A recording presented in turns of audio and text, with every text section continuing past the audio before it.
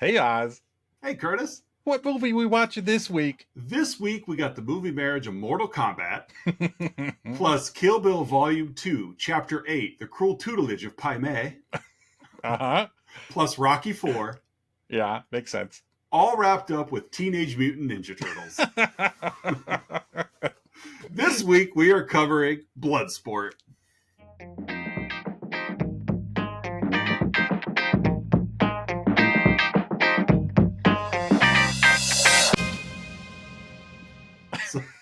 Ninja Turtles. You got a reporter wanting to hang out with a bunch of karate people. There you go. It's Ninja Turtles, basically. It would explain the big yellow jacket she had on the whole time, too. and the big, news van she drove around. Yeah, and how, was it Ray Jackson? Was that his name? Yeah, His yeah. insatiable appetite for pizza. Exactly. He's Michelangelo. Welcome back, listeners and viewers, to another week of Let's Talk About Flicks, that podcast where we take a monthly theme, this month being by the numbers action films. The numbers action. And we satisfy the theme with a movie that we enjoy watching. This week was Bloodsport. The JCVD kind of put him on the map with this one, really. It did. I think arguably the best JCVD movie. Oh, yeah. I will say, though, I agree. I agree with your heyday, Jean-Claude. But I watched his movie that came out a few years ago called JCVD. Mm-hmm. It was really good. I have not seen it. I know. I remember reading good things about it. Yeah. Very, very meta in that he, of course, is Jean-Claude Van Damme. But if I remember correctly, he's the actor that the movie is like. It's almost like a live action. You remember that Disney movie Bolt? Yeah. Where the dog is like the action star, but in reality, he thinks he's an action star, but he's not really an action star. Like, this is almost the inverse. Everybody thinks Jean-Claude can really do the things he does in the movies, but of course he can't because he's just an actor. He's just an actor, yeah. And so it was a lot of fun, though. Like, he plays himself. And I remember there being some sad parts, almost a little introspective of like, I had a career and then it went away. After I couldn't do the splits anymore. Right? Basically it all went downhill after Street Fighter. Oh, yeah. Yeah. No, you're not wrong. Then Double Team. Yeah, exactly. Yeah. Like whenever you're sharing a billing with Dennis Rodman in a film. Yep. Yeah. You're doing it for the checks. So my movie this week, I want to first give a shout out to our Patreon subscribers and 4-time Kumite champions. Yes. Don S., Aaron A., Mandy K., and Melissa L. That's how they all ran across the podcast. They were all semi-finalists against each other. Well, this was the Survivor Series style of Kumite, where they were a team together. Survivor Series. Right. They were all of them in one corner. Yeah, they were the $1 million team. Yeah. It's a pity they had to face off against The Undertaker in his debut match. It's true. It did hurt him. So. Yeah, Aaron A. took a tombstone for the team. Shout out Aaron A. Yeah, shout out Aaron A. Way to sell that tombstone.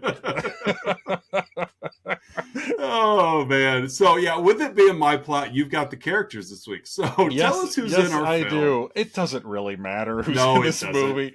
It's all a lie anyway. Yeah, yes. Yeah, I'm sure we'll get to that as we go along. A little bit. We have the aforementioned Jean-Claude Van Damme as Frank Dux. The muscles from Brussels. Yes, Frank Dux, the real sort of person who who purportedly went through the Kumite himself. Yeah, exactly. He's the George Santos of the martial arts field. That's a good comp right there. George Santos is like, I also won the Kumite. Like, don't leave me out. Yeah, it was during the off season for Baruch volleyball. Exactly. Oh, Frank Dux was also on a drag race episode down in Brazil as well too. So yeah. He's done it all. He survived 9/11. Yeah, he did. So we got him. We've got Donald Gibb. Ogre.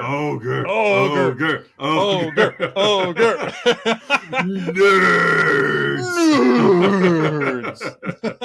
One of my favorite gifs is just the camera like right tight in on his face going nerds. As he's just shaking with he's so angry about those nerds. Well, only to turn out he's an honorary Tri-Lam himself. He is. Come part 2. Yeah, once the Alpha Betas turn on him. Yep. So it's Donald Gibb as Ray Jackson, the American entry into the tournament. Yeah. And boy, is he America fart belch. Yes. Yeah. No. And complete with zero fighting style for this martial arts competition. Yeah, he's like like the double axe handle is the finishing move. Yeah, he's the equivalent of like playing your little sister in like a WWF video game. Yeah, where she doesn't know how to play, so she just mashes buttons. Yeah, and still somehow wins a fight or two.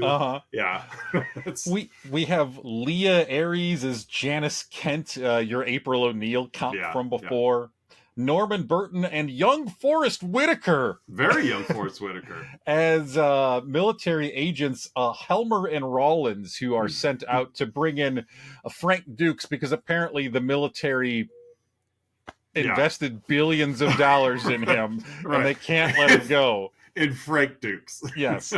According to Frank Dux, the military invested billions of dollars in him. And then I'll just mention, we also have Bolo Yeung. Oh, you can't forget Bolo Chong Li, Chong Li, Chong Li. There's some other people, but who cares? It doesn't matter. Yeah. It doesn't matter. No. The plot of this movie is, like we talked a little bit pre-show. There's not much of a plot. No, this is a movie about, you got to remember, it is Frank Dux' life story. This glimpse into his life story. But we talked about, this is a movie about a fighting tournament. That is just the fighting tournament, pretty much. It's like Bizarro Karate Kid,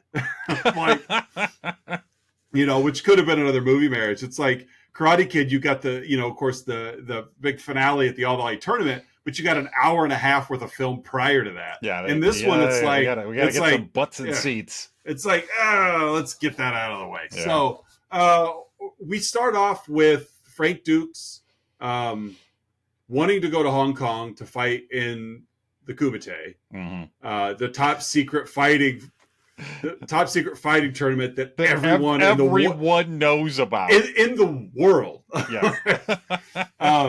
What? There's no Kumite here. So they let Frank go to the bathroom by himself, and he slips out the window and goes to the Kumite. Yeah, and that's it. He's off at the Kumite. He shows up in Hong Kong.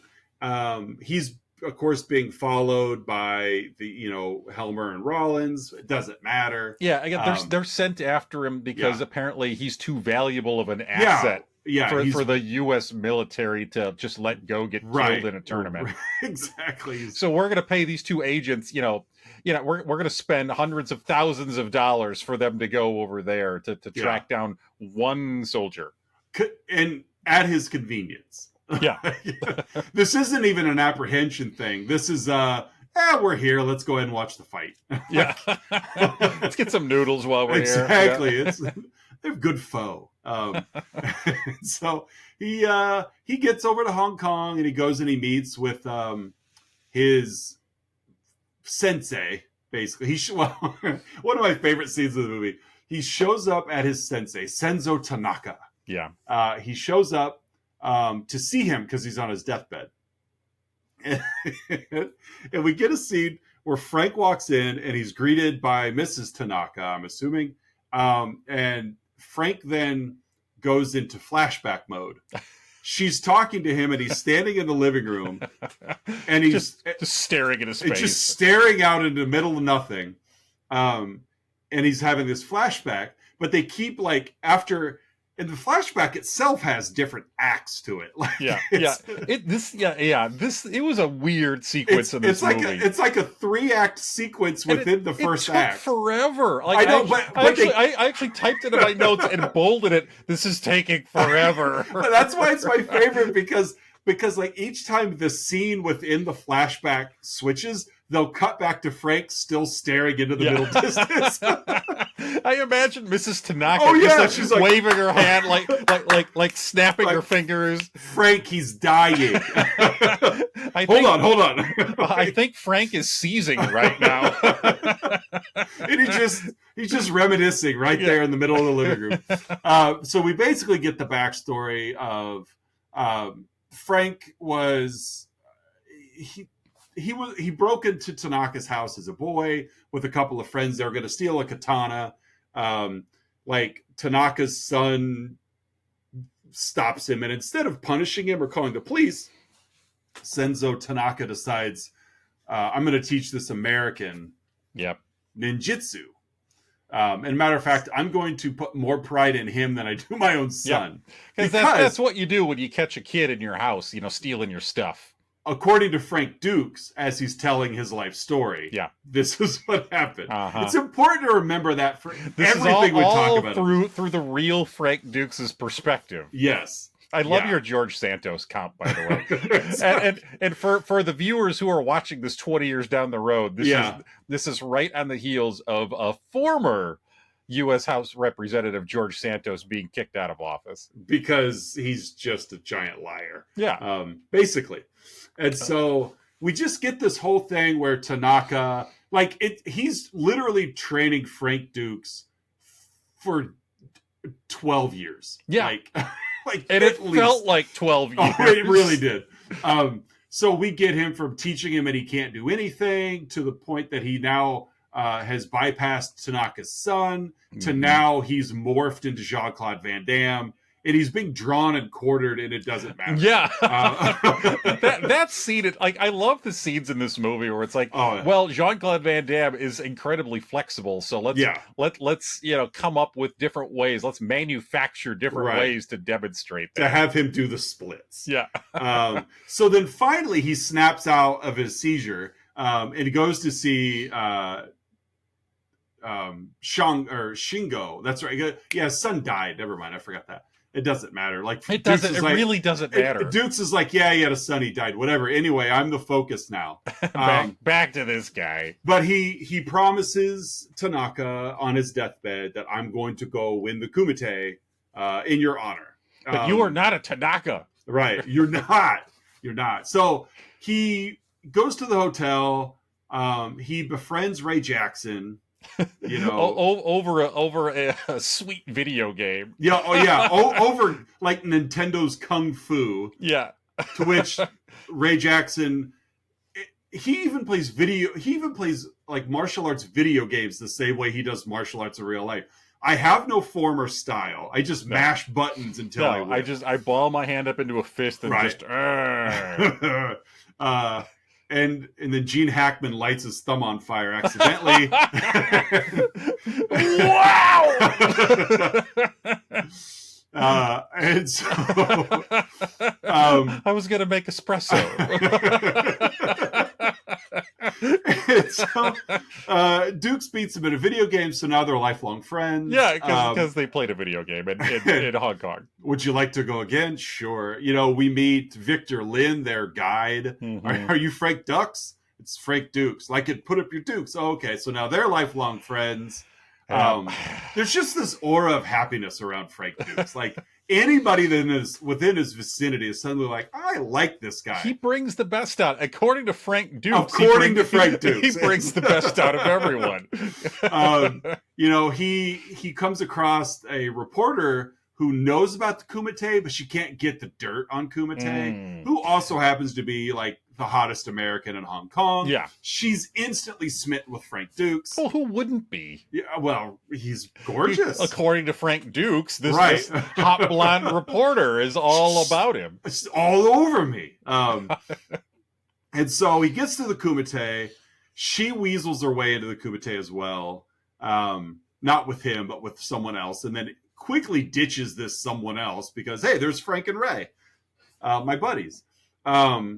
The officials aren't going to let Frank Dukes in because he's not a Tanaka, despite... Doesn't look like Tanaka. It doesn't look like a Tanaka. And so they challenge him to, you can enter if you can do the Dim Mak death touch, which is basically we're going to stack 5 bricks and you have to hit to where only the bottom brick breaks.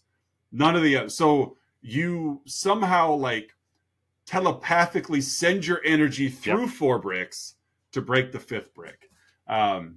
And because he can do that, they let him in. Yep. And that last brick explodes. Oh, it's not. Yeah, it's clearly there was a detonative device inside of it. It doesn't just break. It it scatters over Hong Kong. Like Kool-Aid Man can't bust through a brick better than Frank Dux can. So first round of the Kumite, and we meet Chong Li, who is just Asian pecs, massive. Basically. Bolo Yeung, man. Bolo Yeung is just something else. Very good, but brick not hit back. Right? Yeah, he's right. Like, great job, but you're gonna lose. You know, Bolo Yeung flexing those pecs. Oh yeah, they're dancing like all over. Dancing. Dancing like Juliet Hough. They are. Right? There you go. Bolo Yeung's pecs were on season 5 of Dancing they with were. the Stars. They were runner up to the silver ball. Right. And so Bolo Yeung sets a new world record for fastest knockout at the Kumite. Apparently, Guinness keeps track of this stuff. Yep, they're there. There's somebody from Guinness on hand. To which Frank Dux fights like right afterwards and beats that record himself. So yeah, Bolo Yeung is Chong Li. Chong Li now has an enemy. Which, come on, as soon as we saw Bolo Yeung, we knew he's the bad guy. It's Bolo Yeung. So we get some pointless scenes with Dux and Janice, investigating the Kumite. He refuses to help her. Again, I mentioned she sneaks in. He says he'll help her if she goes out to dinner with him. Cut to him shirtless, meditating, split-legged. Again, Frank Dux perspective. From Frank Dux perspective. We get to the second day of the Kumite. And Ray Jackson, who's also won his first match. And this is a lot. This is full of colorful other fighters. Yes. It really is. Just the same way that Over the Top is full of colorful other arm wrestlers. Like, they offer nothing to the story, but they're great background fodder. All these guys are the same way. And I love it for it. It's very like 80s, early 90s era WWF. Like even your jobbers have charisma. Yeah, the Brooklyn Brawler. Yeah. And so, what was the other guy? Iron Mike Sharp. He was always my favorite Iron jobber. Mike Sharp. Yep. He was there. He was there to take the fall. Yep. And, but he looked good doing it. Yep. Eat a Jake the Snake DDT. He did. Exactly. So Ray Jackson faces off against Chong Li in the second day. And of course, Ray's like, he's American, so I'm going to beat you. I got him, burp fart.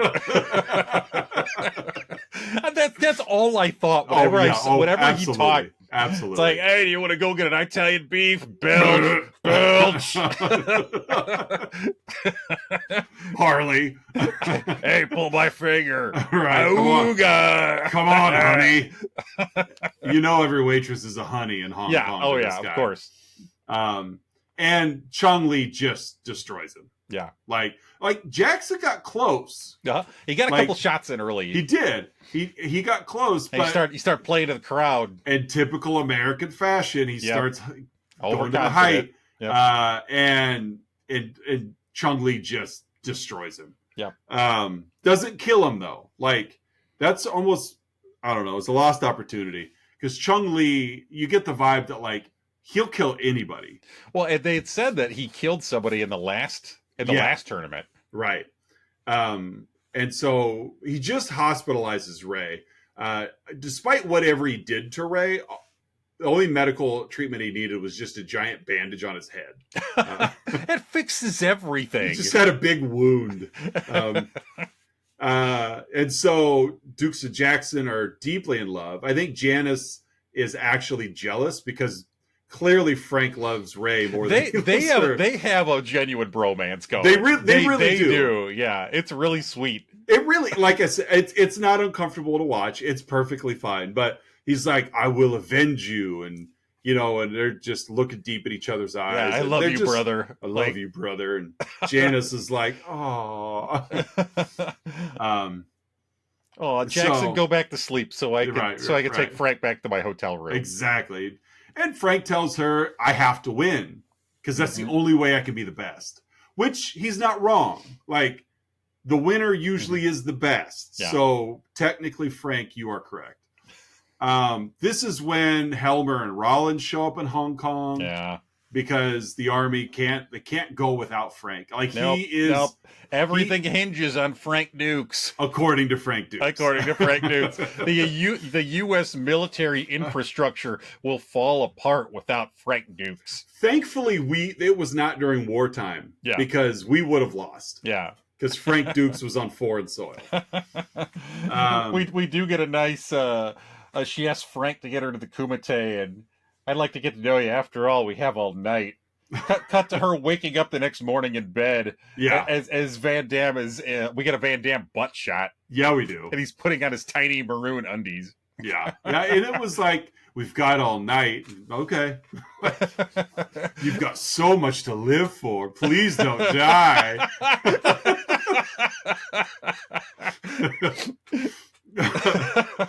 By the way, that is reference to last week's episode. Exactly. Hard to Kill, in which the nurse, played by Steven Seagal's real wife at the time, yeah, my, lifts up the blanket covering his genitals because he's in a coma, and oogles his groin. Yeah, on film. Yes. Hachi Machi. Oh my. Well, here we are. Yeah, Helmer and Rollins, they meet up with Inspector Chen. It's fine. Like, I'm just thankful that Forest Whitaker and Norman Burton were at least competent actors, because this, outside of just the comedy aspect of it, which really wasn't even overly funny, they serve no purpose. Yeah, they're pointless characters. Yeah, it's there just to give like the narrative something, just to get away from the fighting for a bit. Yeah. And so they track him down to the hotel. He then escapes, but very slowly. Like, he's messing with them as they're chasing him through Hong Kong. He's just having fun, running through traffic, etc. And they end up, like, he evades them. They end up falling into a canal. Hijinks ensue. They fell in the water. End of scene. Dukes goes back to the Kumite because apparently this is a multi-week fight. I don't know. What did they say that this? I think I read in the trivia that somebody did the math. At some point, they say that the Kumite has like 64 rounds or something like that. Which, in a single elimination tournament, somebody did the math that, like, you would require, like, 9 times the population of Earth to actually complete the Kumite. To actually complete the Kumite. Yeah. And Frank Dux was the one, like on record, was like, it was like 64 rounds. Well, of course, according to Frank Dux. Yeah. And I beat them all. Like, yeah. It was round robin, and I won them all. I will say, in this day at the Kumite, that's where we get the pre-Johnny Cage moment. Yeah. He's fighting some big guy, and he, like, palm strikes the guy in the sternum, and then he drops down and does the splits, and Johnny Cages him right in the groin. Yeah. This is like his 5th or 6th split of the movie. Yeah. Yeah. At one point, he's on a pair of chairs, and Ray Jackson's talking to him in the splits. At one point, he's like on top of a pagoda or something. Like overlooking the entire city. Yeah, it reminded me of the scene in last week's movie where Mason Storm's sitting on top of that bluff. Yep, and you just hear the bird. Oh! Yeah, exactly. Just to get the point across that he's on a bluff. Yeah, because you can only hear birds call if you're in an elevated situation. No, they don't. Yeah. They don't sing in low altitude. No, you can't hear them on the ground. So I would have loved to hear a bird. It's probably the same bird. Probably. Hollywood bird. Yeah, say hire him out. It's got an agent and everything. Yeah, exactly. So Frank finds himself back at the Kumite. Helmer and Rollins are there. Of course they Chen's there. There's 4 officers there. Of course, Frank Dux takes them all out. Yeah. But does agree with Helmer and Rollins. Let me finish the tournament and I'll go home. And they're like... To which they inexplicably, okay. Are like, okay. Okay. So we get to like the final day of the Kumite. Yeah. It's like the final 4. Yeah. Chong Li kills his semifinal opponent. Literally kills him. Yeah, literally kills him. And the crowd turns on him. Which I thought was... And they literally turn on him. Yeah. I really thought that was a cool scene. Like he clearly overstepped the boundaries of the rules. And while there's no punishment for it, like he lost his... Like, because everybody was Chong Li until this moment. Yeah. And everybody lost the crowd. And he just waves his hands like, I don't need you. Yeah. And so we get to the final, because obviously Frank Dux, he won his semifinals. The guy probably forfeit. I'm this close to winning, but I can't defeat Frank Dux, so I'm probably going to leave. So Dux wins. Of course, we end up with a Chong Li Frank Dux final. I love the guy that Frank fights in the semifinals. Yeah. He has that weird fighting style. With his wrists and like knuckles out. Yeah. And he's like doing this, and then he like turns his hands, and he's like waving him, like, come at me. I think I had a hard time keeping everybody straight, but I think this guy was like legit, like super fighter. He just, with that different stance he had, and there was something about this guy where it's like, I wouldn't want to mess with him in a Street Fighter tournament. No, there was one scene earlier in the movie where Jean-Claude Van Damme is fighting a guy, and they're like mirroring flying kicks at each other. Yeah, that's know, like and I think I read that the guy in that scene was the one that was like training Van Damme in this art form, and was so good that like he had to back off to make that look like Jean-Claude could actually get the job done, which is always kind of cool because Van Damme legit is like a martial arts dude. Like, yeah, you know, he's same with Seagal. Like I know we joked about Seagal last week, but he earned his stripes. Like he was legitimit. He did. Like he knows Aikido. And he's just a terrible human being. Yeah. Just because you know Aikido doesn't make you a saint. I don't care about how many black belts you've got. You're still a jerk. And Van Damme's the same way. Like he really was like an excellent kickboxer. Yeah. But this guy was just like head and tails above him in that particular art form. So we end up with Chong Li versus Frank Dux. Li, we know he's the bad guy, so it doesn't surprise us when he goes heel and hides like some salt, like a salt capsule in his waistband. You see him do that. Yeah, he's got Jackson's Harley Davidson bandana tied to his leg. I did like that. Yeah. Like he was almost like, "Here's your buddy." Like he's right there. I really like Chong Li as a villain. Yeah, he was a good heel. He really was. Of course, Frank Dux is like toying with him in the early stages of this fight. Like we see Chong Li dominate everybody, and then Dux is just messing with him. Mm-hmm. And so this is where Li grabs that pill, crushes it, throws it in his eyes, basically blinding him. Thankfully, though, we saw earlier in that flashback that Frank Dux has training in fighting blind. Yeah, when he was blindfolded at his sensei's table, and like they're like eating like English muffins, and like the sensei goes to punch him, and he stops it. Yeah, we saw that one time he almost got hit at breakfast, so we know he can handle it. You're not going to distract me from my Thomas's English muffin. No way. So it took this. This is the only real part of this fighting scene that bugged me. Because Chong Li clearly had the upper hand here. And it took Frank seemingly quite a bit to like regain his balance and senses. Yeah, like reorient himself. And like Chong Li had every opportunity to take advantage of it and didn't. Like he could have pummeled him but we waited for the false punches and as Van Damme is he's just on his knees going ah. It's just takes a breath to scream more. Like imagine like the camera cutting to like Bolo's perspective or Chong Li's perspective as he's just on the other side of the mat, just watching him yell at nothing and just like okay, like could have kicked him in the back of the head. Yeah, like, exactly. Could have done anything to this man, but it's a story, and it's told from Frank Dux' perspective. So Frank regains, rebalances, reorients, and becomes an even better fighter than before, and defeats Chong Li. Yeah. So. How about Chong Li grabs the ref and he like throws him into Frank? And Frank like grabs him and realizes your pecs are small. I know you're safe. You're not flexing like Terry Crews. Exactly. I don't feel like I'm like palming a bald head here. That's not President Camacho. Right, exactly. So, Frank Dux defeats Chong Li and then wins the Kumite. Say it! Say it! Uncle. And gets him to submit, and then he holds his word and leaves back to the United States. Mm-hmm.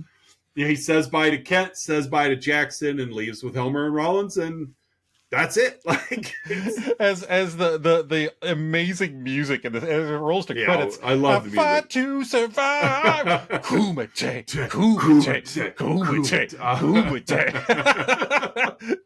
I didn't look to see who did the music for this movie. Ray Parker Jr. Was it Ray Parker Jr.?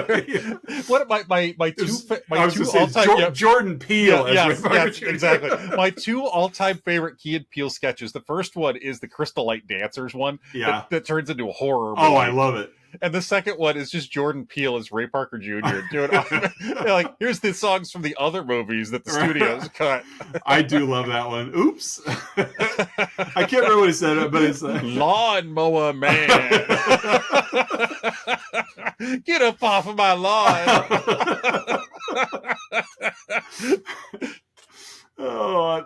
Apt pupil. Yes.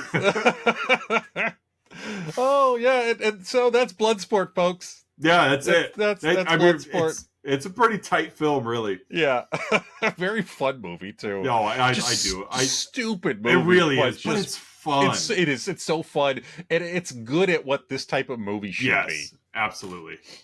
All right, well, hey folks, it's that time of the show where Oz and I each give our own unique rating to the film we've been yapping about, 1988's Bloodsport. Oz, how would you rate this flick? I'm going to give this movie 8 banana splits. It'll be easy to find in your image search. I think so. I've already found it. 8 banana splits. 8 banana splits. What are you giving it? I'm going to go with 71 utterances of the word kumite, because everyone repeats that word over and over again. Oh my gosh! Let alone in the music. Yeah, it's everywhere. It's kumite. Kumite. All right, next up, we've got Outside Insights. Oz and I have been scouring the interwebs, searching for unprofessional reviews that tickle our funny bones, and we hope they tickle yours as well. Oz, what is your Outside Insight? I have a Outside Insight from Dirk H. Was he the power forward for the Dallas Mavericks? He rewatched this March 1st of 2014, and he says, awfully acted piece of Belgian cheese with too many muscles and people doing splits whenever they get the chance, fighting in ridiculous styles like monkey foo, bashing each other's skulls in, which is pretty violent for a film directed by a guy called Newt, hitting every trope imaginable in the worst kind of way. I've now seen it 7 times. 5 stars. And I'm like, I agree with you. Like, this movie is not good. Yeah. But it delivers on what it needs to. So, yeah. Thank you, Dirk H. Thank you, Dirk. What do you got? Mine, as always, comes from the Internet Movie Database. It's a 1 out of 10 review left in August of 2023. So just a couple of months ago as the time of this recording. Nice. From Raymond Padilla. This is a cult movie, much like Plan 9. Everything about it is bad, which is true for literally all of Van Damme's films except Hard Target and Time Cop. Except those two. Yeah, this is easily his worst film, but it's so over the top and glorifying in its awfulness, you'll find yourself laughing at it much like you're watching Plan 9 or Troll 2. Bad acting from everyone except his comedy sidekick Ogre from Revenge of the Nerds. And a script no one except idiots would believe was based on a true story. So why would some of the reviewers seriously claim it's their favorite film? Not hard to figure out. It's very homoerotic. Zero women and gallons of body oil, and the main villain flexes muscles all the time. When the guys stare each other down and say, "I want you," it's an obvious come on. Okay. Yep. Pretty sure there's one woman and our lead got with her. Yeah. So. Yeah, you saw him put his maroon undies back on. Yeah. Yeah. This guy, I think, whatever. It's not so much that this movie is bad. It's that hard targeted Time Cop are that good. Right. I'd say particularly Time Cop. Probably, yeah. I think it's comical because it almost gets the vibe that this guy's like closeted JCVD fan. Oh yeah, big time. Like every time I watch this movie, it gets worse. All these oiled up pecs, staring into each other's eyes. Tell him, man, you want him. Oh, I hate it. I mean, I love it.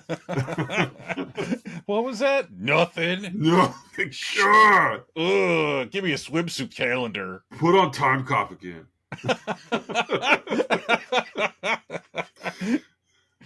All right. Well, hey, folks, it's that point in the show you've all been waiting for. Our signature segment, the 3, 2, 1, in which Oz and I each share 3 goods, 2 bads, and 1 about the film in question, Bloodsport. Oz, what are your 3 goods? I mentioned this one earlier, but my first good is that early flashback sequence because it's so long and it keeps cutting back to Jean-Claude as he's remembering. I just, like we said, I like to think that he's just standing there ignoring that old lady as he's reminiscing. Like, or she tries to get his attention and he just casually puts his hand on her face and just moves her out of the way. My second. Shut up. I'm trying to remember. Just shut your mouth. I'm trying to remember here. My second good is this is a movie about fighting that has a lot of fighting in it. Yep. It's exactly what it should be. Yeah. Unlike Billy Crystal's Forget Paris, where the trailer of that movie shows him as an NBA referee, and it's quite a funny trailer. But then the movie takes place and he's only an NBA referee for like 5 minutes of the entire movie. A little disappointing. This one, no. This is a movie about fighting with a lot of fighting. And my third is we not only get a titular line, we get a titular line voiceover. We don't even see Ray Jackson say it. It's like they added it in post of him going, "It's a real blood sport." Like his mouth doesn't match the words at all. They don't even show him on screen. They're showing a fight, and he's speaking over the fight as he says, "It's a real blood sport." And I love it for that. So, what are your 3 goods, my friend? Oh, God, there's so many to pick from in this movie. I'm going to start with Donald Gibb as the American archetype. Belch, fart, brewski, Harley Davidson. Yeah. I've been divorced twice. I don't know what's wrong with women. So that's the first one, American archetype ogre. The second one, I'll go with Frank's split-legged nut punch. Just why not? Yeah, fun moment. Literally inspired a move in a video game. Oh, for sure, inspired a character in a video game. Yeah, Mortal Kombat in my movie marriage was not a coincidence. Yeah, exactly. Again, just like a Hollywoodized version of Frank Dux. For sure. And for my last one, there's so many to pick from. I'll just say Janice calling Frank and the other fighters out at the Kumite for like trying to prove their manhood to the world. And she just says, "You guys are out of your minds." And she's literally speaking the truth to what everyone else should be thinking about this. Yeah. Like she's just she calls it out exactly for what it is. As I think literally the only female in the entire arena. Yeah. It looks at it as like, this is insane. Yeah. And they're like, guys got to do what a guy's got to do. This testosterone's got to be used for something, right? Win in Kumite. Win in Kumite. Find yourself in Kumite, you must fight. You got a Kumite, right? You got a Kumite. That's how you Kumite. Hey, you, let's Kumite. That's Kumite in words. She says that, and he's like, well, what do you want me to do? Yeah. Like, I'm already here. I gotta honor my not real family. Right. Like, did he ever return home? I don't know. I found you in my house trying to steal my sword. You're mine now. No, he was human trafficked. That's true. You will now go to Hong Kong and fight in my honor. That would explain a lot about the real Frank Dux. Yeah, that no kidding. really happened. All that trauma fogged his brain. They called him Foster Frank in Hong Kong. God, I shouldn't be laughing. It's like, he's not my real dad. Yeah, I know. You never got to go home again. Yeah, now break this brick. Right. Keep trying until it's broken. Yeah. But it's the fifth one down. I know. Yeah. All right, Oz, what are your two bads? My first bad is that teenage Jean-Claude looks nothing like grown Oh God, yeah, Jean-Claude. nothing, absolutely nothing. It's like And not the even worst close. accent. Like, all right, kid, put these marbles in your mouth and Right. pretend to be from Western Europe. My hair's black and his is brown. It won't matter. No, Like, no, you have on a Yankee hat. Like, you're clearly American. all right, or Dodger hat or whatever it was. But oh my, like, that's my first bad. Yeah. Just not even close. Looks nothing, sounds nothing. No. It's like they caught that kid, like, ironically trying to steal from the craft table and forced him into a movie to play a kid who was forced into training. He was trying to steal a bagel, and they just wrote that whole scene based off that. Now break this brick. It was a bagel. There's cream cheese on it. It'll go all over my hands. Just do it. And then my second one is the final fight is really just a series of slow motion moves. Yeah. And that was disappointing. Like, it just was a bunch of montaged slow-mo. Yeah, there was the sequence where Van Damme's like waving his foot around. Yeah. Like he's on one leg and he never lowers his kicking leg and he just keeps like waving it in a circle. Right. And it cuts to Janice and it looks like she's having the time of her life over there watching. She's got a big foam finger on. Got Cracker Jacks in her other hand. It just says Kumite across the front of it. Got their own merch at this underground private fighting ring. her and Lynn end up on the kiss cam. They go all out in this back alley in Hong Kong. Rollins wins $50K if he can hit that half court shot. Exactly. Somebody had to outrun Mr. the Freeze.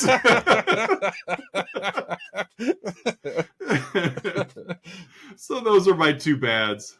What do you got? Oh God! Again, as great as this movie is, again, just that. I get that opening training montage sequence. It's fun in a weird way, but it also takes forever. I think it's like 10, 12 minutes in real time, but it feels like it's like you're half an hour in. And like, okay, now he's beating him with a stick and it just takes forever. Like, come on. I just want to see him kick Bolo Yeung in the face. Right. Come on. Get to the and like I mentioned last week that, you know, as a precursor, like this is our third straight week of trained with an Oriental master to be good at martial arts. It's like in our well, in this case, Frank Dux is American, played by, of course, you know, Jean-Claude. But third straight week where the American is the best because he was trained by someone of Asian descent. Eastern Asian descent. Yeah. It's like, it's just, you would think with that kind of tutelage, an Eastern Asian descent would win one of these fights. Never do, though, because you don't have the grit of American. You don't have that Harley bandana. That's true. Burp, fart, Brewski. So what was that? That was one. I'll go for my other one. The video game that he and Jackson played in the lobby of this hotel in Hong Kong. Again, that sequence took forever. Yeah, you know, it's like it shows them like, okay, they're having a fun time and they're playing against each other in the video game. Ha ha, you know, cool. And then like Frank wins, and then Jackson puts another quarter in, and they show them fighting in the game again. Yeah, like you're gonna go back to that well twice. Yes, and now they're best friends because camaraderie. Yeah. So yes, too long opening sequence, too long playing terrible video game in Hong Kong hotel. Those are my two bads. Fair enough. Hey, what's your huh? We mentioned this a couple of times, but if the U.S. government was so concerned about Frank Dux getting hurt, why was he allowed to finish the Kumite? Like, yeah, and after all the resources and expenditures they already put in. Yeah, like I will come home after I'm done. Okay. Meanwhile, we just watched Chong Li kill a guy. Yeah. And now you're going to fight him. And Yep. they're like, it's fine, Frank. We'll just wrap it up. We'll go home when you're done.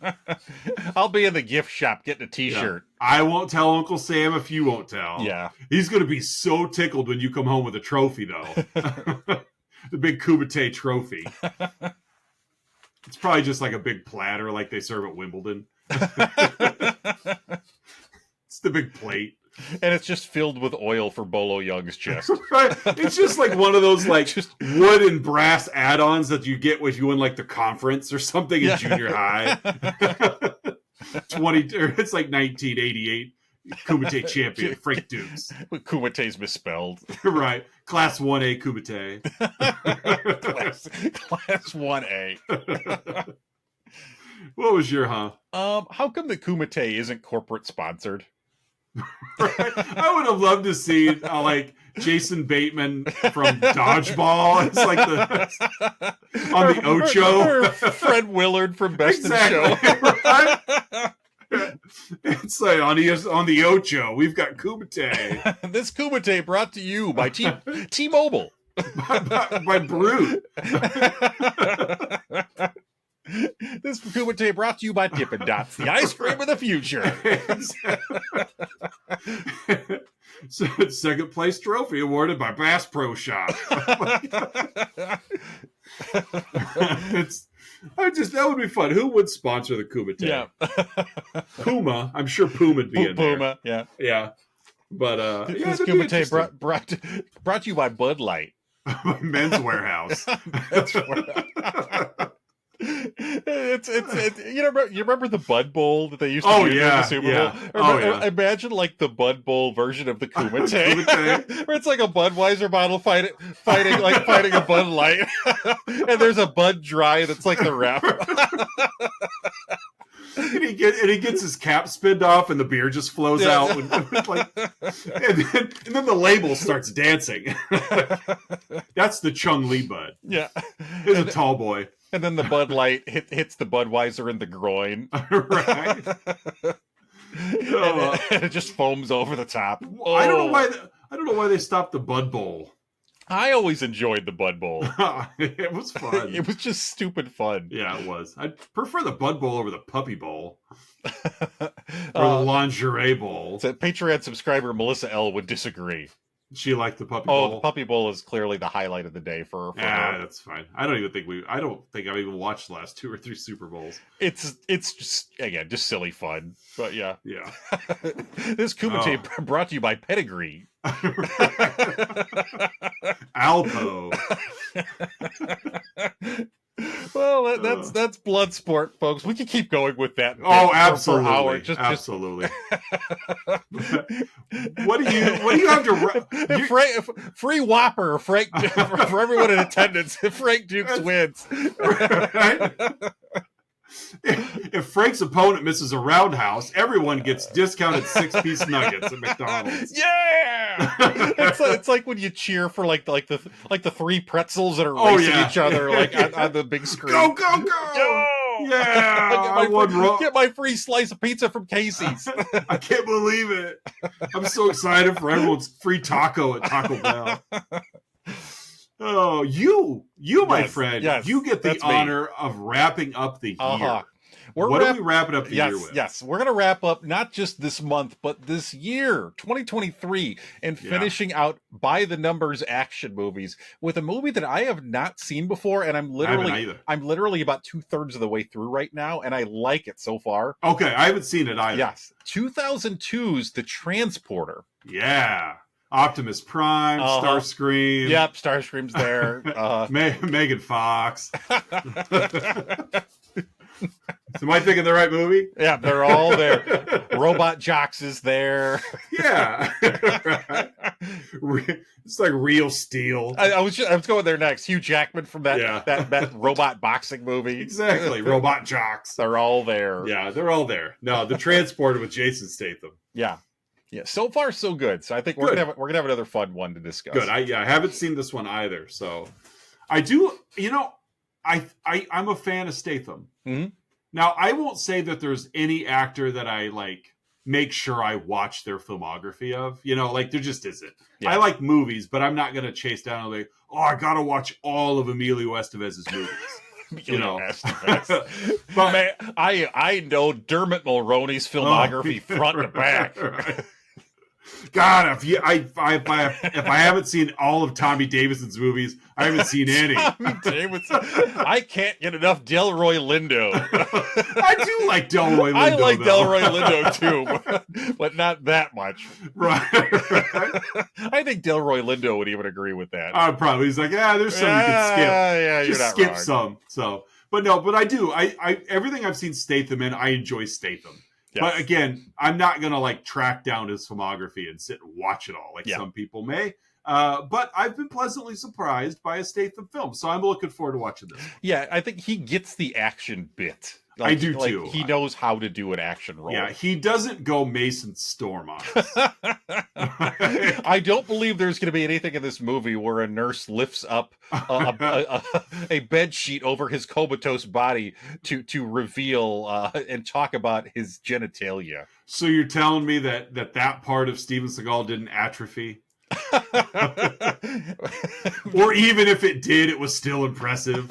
I'm probably going to cross the line here, but also had terrible facial hair on it as well.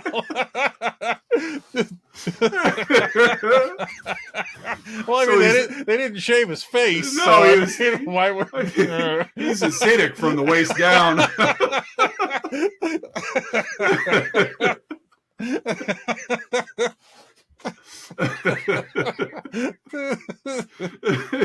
Braids and all.